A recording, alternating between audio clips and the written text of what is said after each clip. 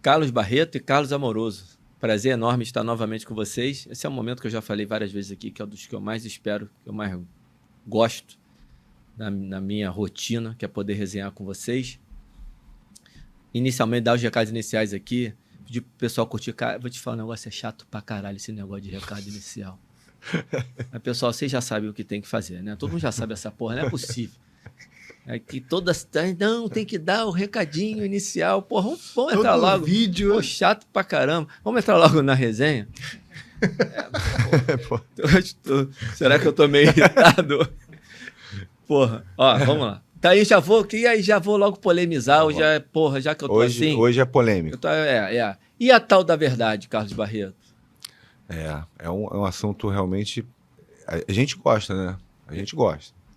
Não porque é polêmico, que entre a gente também não existe tanta polêmica, né, nesse assunto. Mas, assim, acho que para começar, existe um filósofo famoso aí, que é o Nietzsche, e que um dos livros dele, ele afirma que não existe verdade. Ele faz essa afirmação categórica. Então já tem um problema grande aí, porque quando você afirma que não existe verdade, você já está emitindo uma verdade. Então você tem que falar, né, se eu pudesse, eu perguntaria para ele, bom, então só essa frase é verdade? O resto não existe mais verdade, só essa frase é verdadeira? Né? Põe interrogação. Eu começar falando de verdade, eu falei da seguinte maneira, né? Vamos falar assim a grosso modo, 3 tipos de verdade.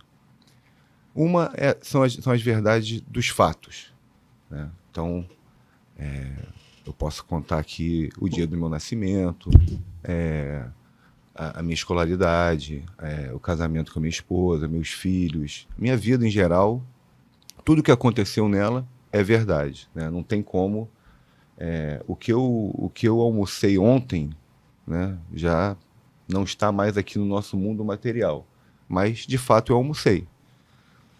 Parece uma coisa bem básica assim, né, mas a gente tem que ir destrinchando para poder trazer um pouco de luz, né? Que não é um assunto que a gente está aqui para bater o martelo. Existe a verdade, que essa é o cerne da questão, que é a ciência, que é o desvelar, né? que é a veritas do latim. A dos fatos é a aletheia, em grego, aletheia. A veritas, em latim, quer dizer, já tem um outro significado, que é a verdade que a gente descobre que é propriamente a ciência. Então, essa verdade da veritas, ela não está... A aletheia, ela aconteceu, foi um fato. Não está mais no mundo material, mas a gente sabe que ela aconteceu. A veritas, ela não está aparente, né? Você não faz uma descoberta científica de uma hora para outra ao olhar só com os sentidos. Você tem que inteligir. Então você tem que ir dentro do objeto estudado. Então, propriamente a ciência, né? E existe uma terceira, que é a emuná, que é a hebraica, né? Que a crença do povo judeu explica bem isso, né? Que é uma confiança, tá? A emuná é uma espécie de confiança, ou seja, é uma coisa que acontece muitas vezes repetidamente e você tem uma confiança que aquilo continuará se repetindo. Então, para mim, né, na minha concepção, eu afirmar que não existe verdade, para mim, assim, é você sair da realidade. Boa introdução, bom resumo. Excelente. Passar aqui pro... O que o Gulo falou no começo sobre o Nietzsche ter afirmado que não existe verdade, porém, isso tecnicamente, se não Fala for mais verdade, perto, amoroso. Se não for verdade, fica paradoxal, né? Fica um círculo vicioso ali, paradoxal, de não ter verdade, mas ser verdade. Mas não tem verdade. Mas isso aqui que eu falei é verdade, mas não tem verdade, né? Então, isso não é nem possível, né? Mas, depois, quando ele foi desenvolver a filosofia, ele botou vários aforismas, escreveu várias máximas, que ali tudo poderia ser desconsiderado. Ele fala, Nietzsche, eu considero ou não como verdadeiro o que você está falando? Então, tudo que você falou depois disso, para mim, não é verdadeiro. E aí? Como é que tu vai provar que isso aí é verdadeiro agora? Exatamente. Para mim, é todo inválido a tua filosofia. Só a tua frase é verdadeira e o resto, o que eu faço com o teu livro? Exatamente. Pô, ó, Nietzsche, para mim tudo é falso aqui. Não, mas... Não, para mim não interessa isso aqui. Para mim, nada é verdadeiro. Aí a gente, depois, com o avanço disso tudo, né? Dessa questão da verdade. E, voltando rapidinho, o São Tomás de Aquino tinha aquela máxima, né? Que a verdade é a adequação do intelecto ao objeto, né? Tem até outra palavra que não adequação, tu lembra? É a conformação. Que falam que é até melhor. Né? É conformidade, porque forma junto, né? Conformidade, a forma é junta. Do intelecto ao objeto. O objeto tem a sua forma, o intelecto tem a sua forma. Quando se conforma, porque é até melhor usar esse termo do que adequação. Conformidade, Quando se conforma, aquilo... Ó, eu tô olhando essa mesa marrom aqui, isso é verdade. Né? Tô olhando essa televisão preta escrito Murma, é verdade. Então, o São Tomás de Aquino sabia que existem certas coisas que a gente não vai conseguir entender. Vamos dizer assim, não vai conseguir chegar à verdade, que essas verdades só Deus saberia, né? E ele estava muito bem com isso. Não tinha problema nenhum com isso. Tem coisas que realmente não alcançaríamos, né? A gente não quer... Tem alguns assuntos que as pessoas costumam tratá-los nessa questão de verdade que não é cabível. O melhor candidato, é verdade que é o melhor candidato. Eu gosto de chocolate amargo, é verdade que o chocolate amargo... Porra, isso aí é ridículo. Isso aí realmente é ridículo. Isso aí realmente não existe verdade. Se você for falar de uma discussão de relacionamento, né, seja marido e mulher, aí que fala assim, não, porque há 3 anos atrás, ali realmente não existe uma verdade absoluta. Né? A gente está falando de relações ali.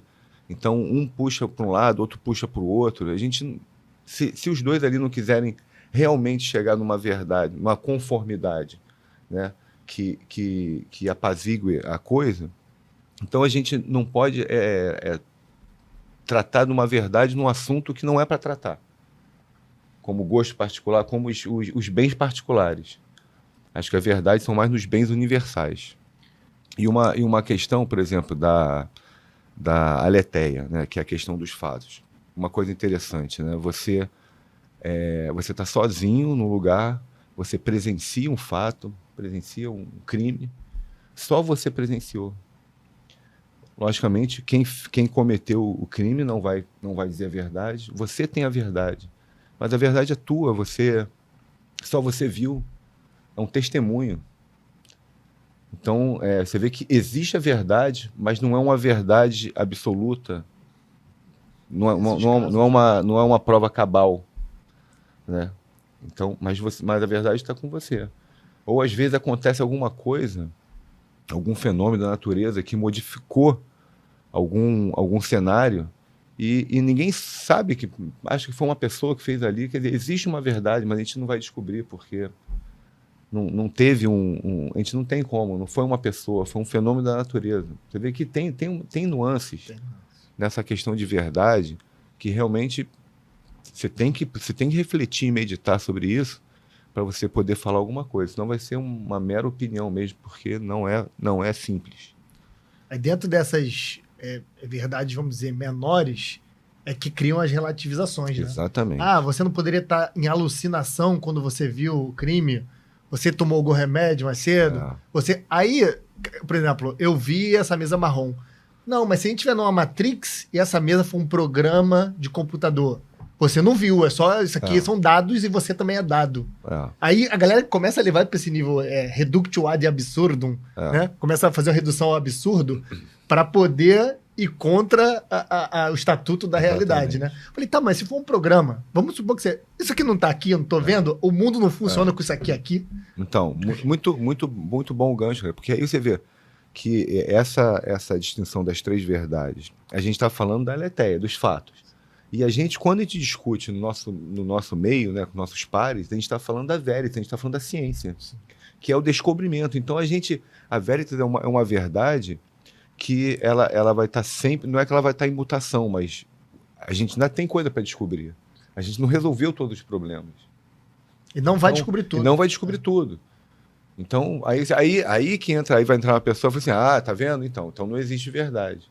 Vê como o jogo de palavras pode, né, o tal do argumento fraco se tornar um argumento forte, né, com retórica, é por isso, entendeu? Então aí você não vai admitir verdade nenhuma, então porque a gente está em evolução, mas você vê que o exemplo básico da água ferver a 100 graus, você vê que muitas coisas a gente consegue estabilizar. Sim.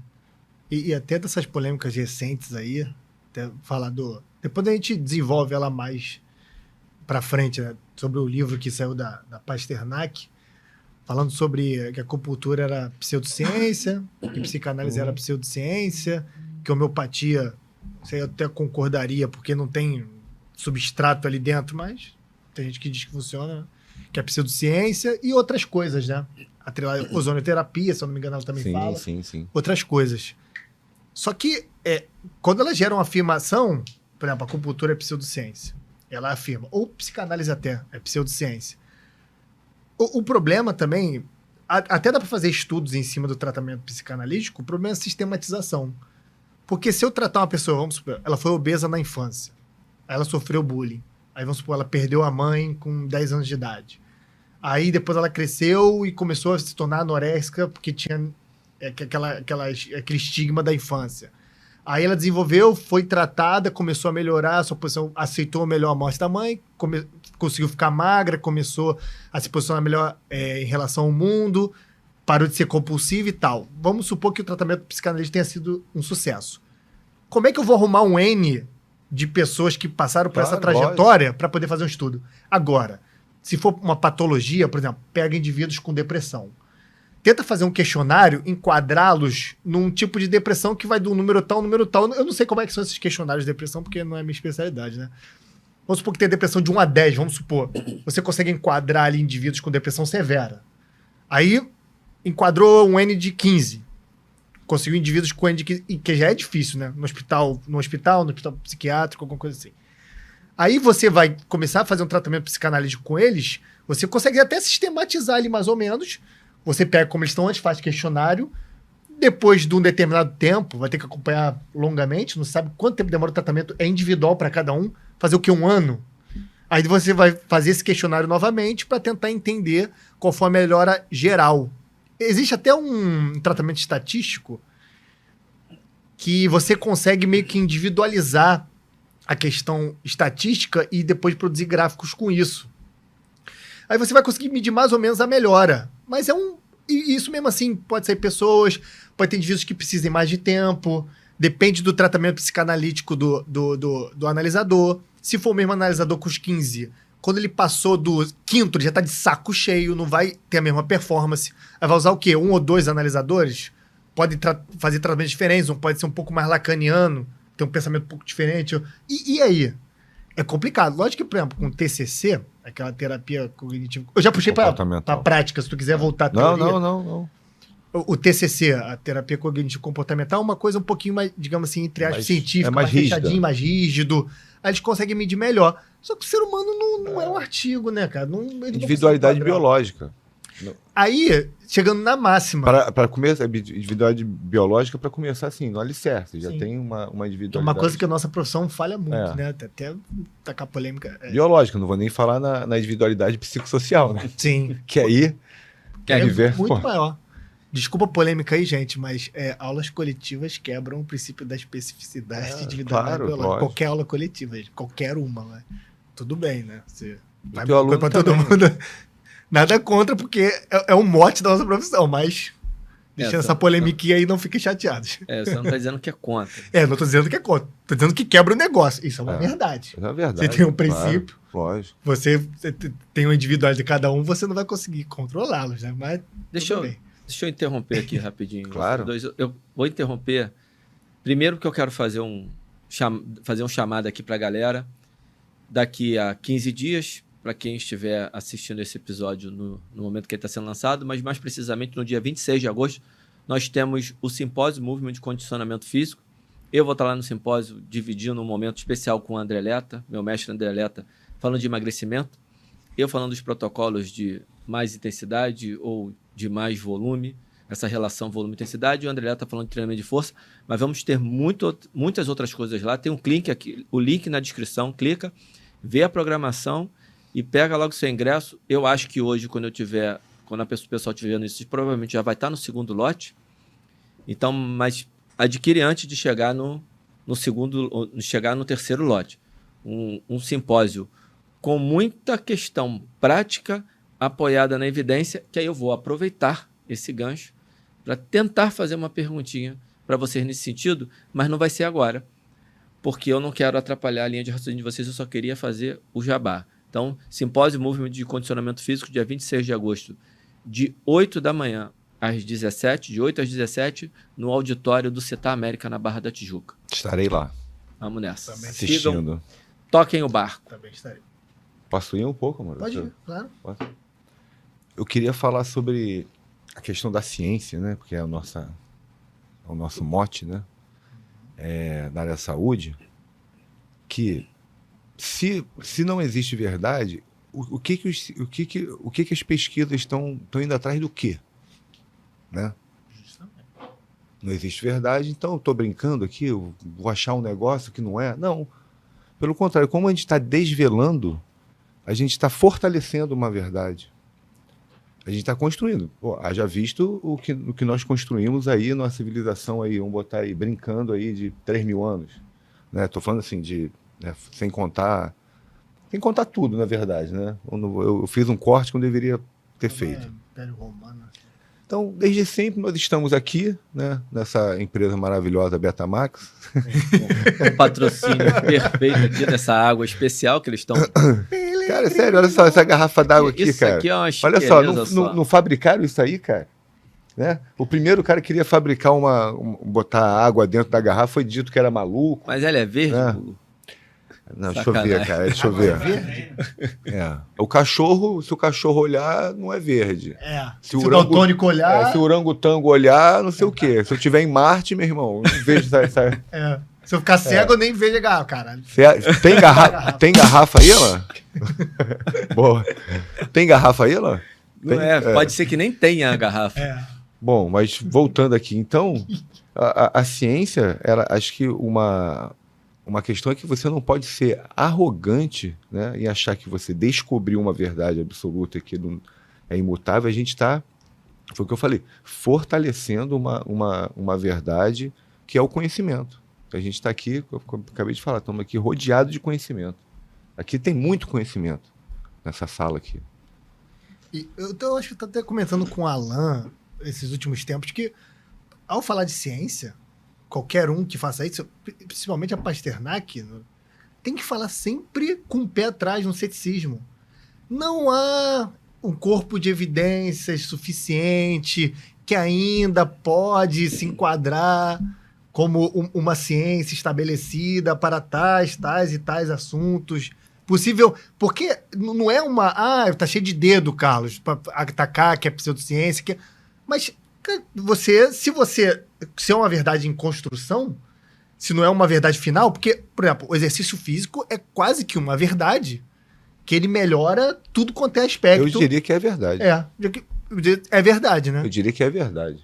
Mas é uma coisa que já é verdade desde os tempos antigos, né? Sempre Platão, esteve. Sócrates. A verdade sempre esteve como tudo. Porque aí... Já é uma coisa desde os tempos antigos. A gente antigos. entrar pegando não só o aspecto evolutivo, mas o aspecto da história do ser humano. Coisa óbvia, né?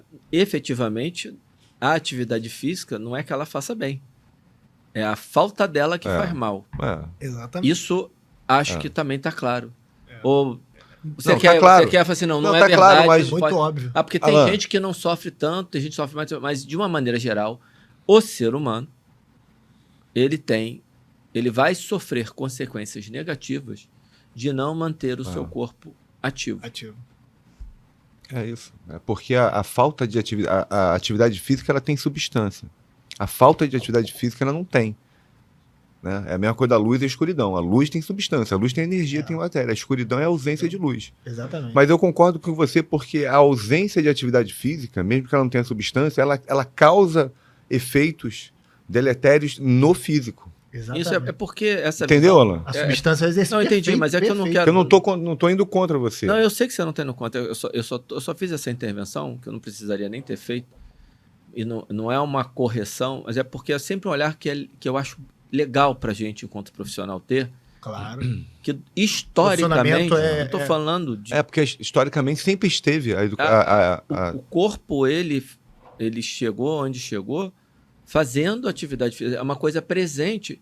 Não porque nós queríamos fazer atividade física. Simplesmente porque era parte da relação realidade. com o ambiente É. para o processo de sobrevivência. Estou falando de um aspecto evolutivo, obviamente. Mas aí, olha o aspecto que eu olhar, quando você. Por isso que eu até saí um pouquinho da questão evolutiva e entrei mais numa questão falando de história, porque você vai olhar, a agricultura, ela surge como? O movimento é um pouquinho mais específico, mas é uma carga de movimento, uma carga de sobrecarga de estruturas orgânicas diariamente para o cara poder plantar, semear, para poder depois colher, para poder ter comida para sobreviver. Não é isso? É isso. Aí uma hora você moderniza o mundo numa tal forma, e eu não estou dizendo que a modernidade é ruim, que isso é outra confusão. Aí entra naquelas falácias que a gente vinha conversando agora, mano. Sim. Tem muito mais... Né? Tudo que é natural a falácia melhor. do naturalismo. Tem muito mais, talvez tenha muito mais aspectos positivos da modernidade do que negativos. Um aspecto negativo é facilitar um comportamento humano, que é o comportamento sedentário. E a gente gosta desse negócio aqui de descansar. A gente gosta de... Sim. Só que a gente descansava, historicamente, depois de esforço, e hoje em dia a gente tem a oportunidade de descansar sem fazer esforço nenhum. É só essa questão, e eu não vou ficar me aprofundando nisso aqui, porque isso é uma outra disciplina, não a que a gente está falando aqui. Só esse pequeno adendo, e eu sei que a gente não está divergindo. Mas o que eu acho que você quis dizer, que eu fui nessa linha, que foi o seguinte, eu acho que você quis dizer isso. A gente estava falando... É a mesma coisa, eu acho. É a mesma coisa, que a gente estava falando sobre a verdade da atividade física, do exercício ser bom. Sim. Aí você foi. Eu acho que você quis dizer o seguinte, que a verdade que a atividade física faz bem já sempre esteve. É isso. Só que, antigamente, você não tinha por que Nem era questionado. Então a gente só veio questionar agora a importância da atividade física por causa da inatividade física. Não é isso? Essa é a questão. Isso. A gente ficou inativo, aí a gente começou a ficar doente, Por e que a que eu tô gente, doente? começou a pensar assim, cara, como uma coisa aconteceu, é claro que a atividade física também ela não é o... Não é só ela. Entra a alimentação, entra uma série de Tem questões de psicossociais, estresse, que aumentou lógico. muito, enfim. Mas é isso, né, Alan? É lógico, é que assim, tomar cuidado para não desviar o foco da nossa conversa. Sim. Porque Porque a gente começou A com minha- o negócio da atividade física, é verdade, que faz bem. porque o que eu estou querendo dizer é o seguinte, é que é verdade, a verdade da atividade física para mim seria não que ela faz bem, é verdade que ela é Ausência parte normal. essencial da vida humana. Essa O errado é que ela saiu, né? isso O errado é que que faz ela... mal, é que a gente nasce num paradigma que a gente Que é remédio, não é que remédio. a gente descobriu que a atividade física faz bem. Nós somos geniais. E um dia, caramba, o exercício físico faz bem. Não, animal, você tirou a porra do negócio que era natural seu, incluiu uma coisa que o seu corpo não está preparado para fazer, que é ficar muito tempo parado.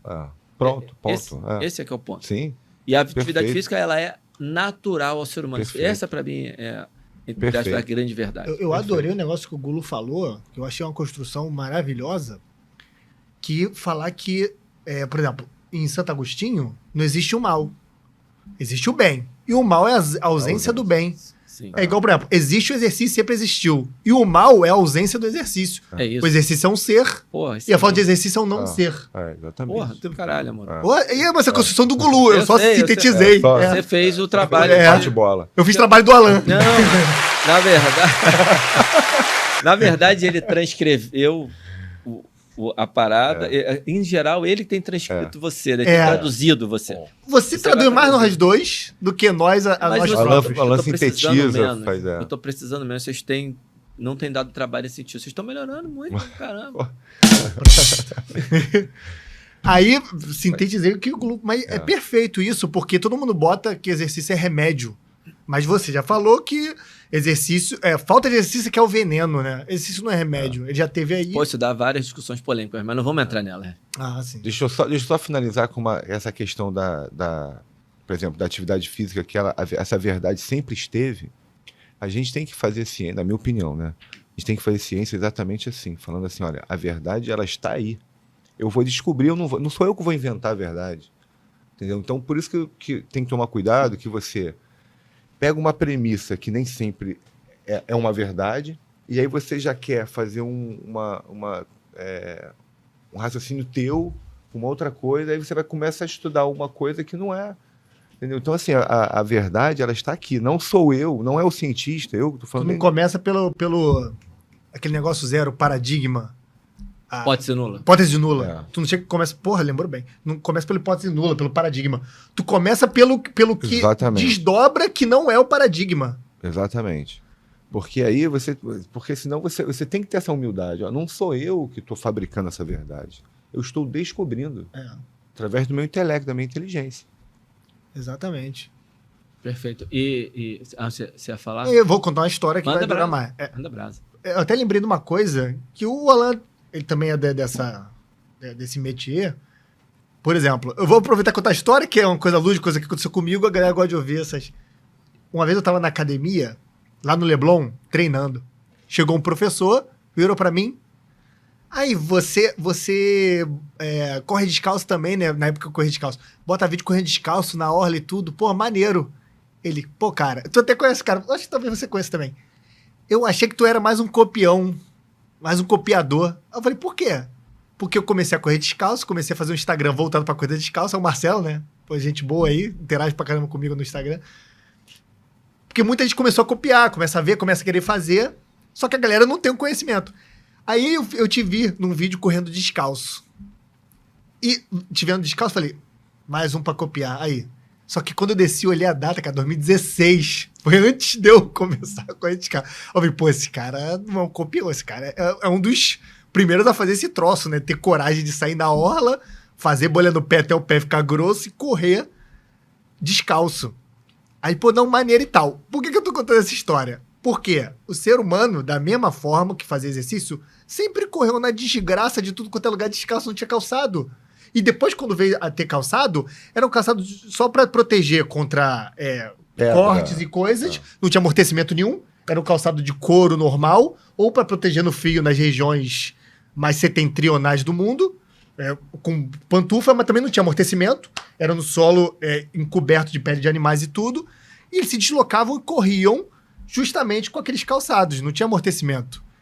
E agora, com o desenvolver da ciência, é o pé descalço que tem que se provar necessário, porque o tênis já que é primazia. Não, o tênis é obrigado a se usar. Tem que correr com o tênis. Mas, meu Deus, o tênis com amortecimento começou na década de 70. O pé descalço correndo desde que o Homo sapiens é sapiens. Porra, como é que... É a mesma coisa, inverteu. O pé descalço tem que se provar superior ao tênis. Pelo amor de Deus, não tem cabimento isso. É a mesma coisa do exercício, né? Eu vou dar uma avançadinha rápido, só pra voltar, porque assim... Só uma coisinha, o Marcelo tá falando aquele que a gente fala que ele é objetivista lá da 467? Ele Grande é profissional. arrandiano pra caramba. Grande Se profissional. bem que eu acho que ele tá, né? Mas ele gosta da Henry. Excelente profissional. Como é que essa coisa da ciência e do ambiente, né? A gente veio correndo descalço, aí o próprio homem começa a correr menos pelo ambiente, aí desenvolve o tênis, e aí daqui a pouco ele já não corre mais descalço. Quer dizer, ele modificou o ambiente e foi modificado pelo ambiente. Sim. Exatamente. Não, mas é o ambiente que modifica. O tênis se criou no ambiente, a gente botou no pé. Olha, A gente encontrou um tênis na montanha. Alan já viu. Se contém. Isso é próximo. Isso é o próximo outro episódio. É outro. Sobre ambiente. É o próximo. É o porque próximo eu não aberto. aguentei esse negócio do tênis, eu não aguentei. Tem uma ligação, né? Com o próximo episódio tem uma ligação. A gente pode fazer esse jabá. Sim. Essa questão da gente ser, ora, afetado pelo ambiente e ora a gente transforma o ambiente, a gente vai falar no próximo episódio, a gente vai falar essa relação Vai aí. aprofundar um pouquinho nessa relação. É. que entorta Saber a se minha cabeça. se a gente escolhe as coisas, né? O seu ambiente. O Essa Amoroso é- fez a piada aí, né? Que o Tende surgiu do nada. A E gente achou foi na influenciado montanha. pelo Tende, daqui a pouco veio um Tende. Falei, deixa eu ver. Aí a gente viu o formato, deve ser pro pé. Aquele geológico, né? Encontrou na caverna. Deve ser pro pé, acho que eu vou botar. Ih, caramba. Modificou, comecei a Legal. ter. É. Gostei, eu vou usar. Ficou bonito. A questão estética. Onde a gente estava, hein? Depois- Desenvolveu, eu nem sei, né? Tava na questão da ciência, né? É. Que acho que é realmente o que a gente se propôs a falar aqui, que é muito comum. Como é que a gente se baseia em evidências? Como é que a gente, né? Qual o peso que um artigo científico tem na nossa prescrição, no nosso aluno? Quanto que na minha opinião, assim, a gente já falou sobre isso. É um norte, é muito legal. A ciência tem que continuar, principalmente os bons cientistas, o que querem realmente descobrir, né? E não eles ficarem elucubrando coisas fora da realidade, né? Fazer sempre esse link com a ponta, que somos nós, né? Eu me considero totalmente ponta ali do mercado. Sou zero pesquisador, sou estudioso. Não pesquiso nada, eu estudo. Então, eu acho que é isso, é uma humildade para a gente construir, para a gente desvelando essa verdade e estabilizando algumas coisas que vão realmente nos ajudar a prescrever, no final das contas, ajudar o próximo, ajudar o nosso aluno, ajudar a pessoa que está necessitando de um cuidado de saúde. Sim. Em relação ao ser humano, e trazendo para a nossa prática, o que vocês estão dizendo a gente vai estar sempre em busca da verdade, e até faz o gancho com a questão que você trouxe aí da Pasternak, da psicanálise, sempre em busca da verdade, uma questão dialética. Isso é o que a ciência faz, é o que busca, sabendo que você não vai encontrar uma verdade absoluta na sua intervenção. Algumas sim, outras não. Mas falando de um modo geral, para todos os seres humanos, você não vai conseguir Na área encontrar. da saúde, encaixa muito isso. Você não vai encontrar uma verdade absoluta que você não vai... Então, eu estou trazendo para a nossa área agora. Nas ciências mais rígidas, a gente encontra mais. Isso. Prescrição. Quando você fala de prescrição, exatamente. Protocolo. A gente vai pesquisar o HIIT versus o MICT, que é o treinamento moderado versus o treinamento intervalado de alta intensidade. Certo. E você não, por mais que você busque qual é o melhor protocolo para, sei lá, o condicionamento cardiovascular, você tem tantos outros fatores envolvidos que você vai poder, você reduz, e você acha um caminho aqui que aponta numa direção, mas você não consegue fazer com que aquilo seja absoluto porque você tem outras questões interagindo com o ser humano. Por exemplo, a pessoa simplesmente odiar fazer. Estou dando o exemplo mais banal de todos. Então, nesse sentido, e além disso, pode ser que o Amoroso responda bem ao HIIT, o Gulu responda bem ao HIIT, mas o Alan responda melhor ao MICT. Pode acontecer isso? Pode ou não pode? Pode. Então, já que pode, ainda que a gente tenha uma direção, a gente não consegue absolutizar essa direção. Então, o que eu vejo, a gente não pode fazer a confusão dessa variação da questão da verdade, tomando como exemplo a prescrição, e trazer isso para a vida como um todo. E aí começar a negar a realidade. É isso? É isso. Exatamente. Porque a nossa verdade tem que ser um pouco diferente das ciências mais rígidas, pelo sentido do seguinte, você falou do HIIT aí, dessa variação. Eu peguei um aluno, um ser humano, totalmente individual, individualidade biológica, individualidade psicossocial, então nem se fala.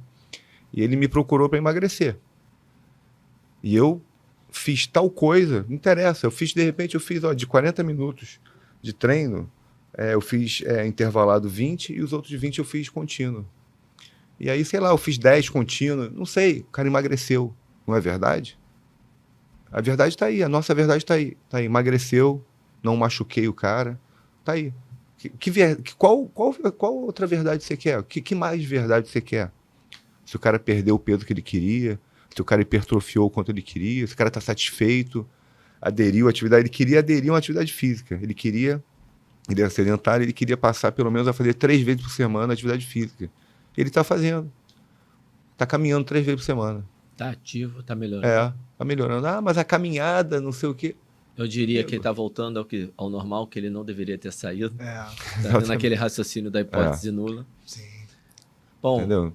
Então é eu isso. acho que a gente deu uma boa Eu. abordada no assunto, deu uma boa resumida agora no final. Se vocês quiserem acrescentar mais alguma coisa para a gente encerrar o episódio, fiquem à vontade, senão... Eu vou encerrar dizendo que é verdade que eu gostei muito desse episódio. E aí, amoroso? Não tem que falar, fico com o Gulu. Então, Subscrevo o Gulu. fazendo menção à abertura, vocês já sabem o que tem que fazer, que eu não estou com paciência para mandar... Clica lá. Não sei o quê. Mas o Batera. Jabá, vai lá no link aqui da bio e conheça a assinatura em obesidade e emagrecimento, que é o Clube Segundo Eu Começo, uma assinatura mensal de educação continuada com todas as informações para entender a obesidade em toda a sua complexidade. E não deixe de participar do Simpósio Movement de Condicionamento Físico, o segundo Simpósio Movement de Condicionamento Físico, no dia 26 de agosto, das 8 às 17, no Auditório do Citar América, na Barra da Tijuca. Todos os 2 links que eu falei estão aqui na descrição. Aliás, se você está vendo isso depois do dia 26 de agosto, o link do simpósio já não mais estará, porque não faz sentido. Aí fica só o da assinatura. Pablo, muito obrigado aí por toda a edição. Tá ficando divertido. Mais divertido ainda é fazer o episódio. Pô, sabia que ele tocava bateria? Vamos nessa, galera. Um abraço e até o Abraço. próximo episódio.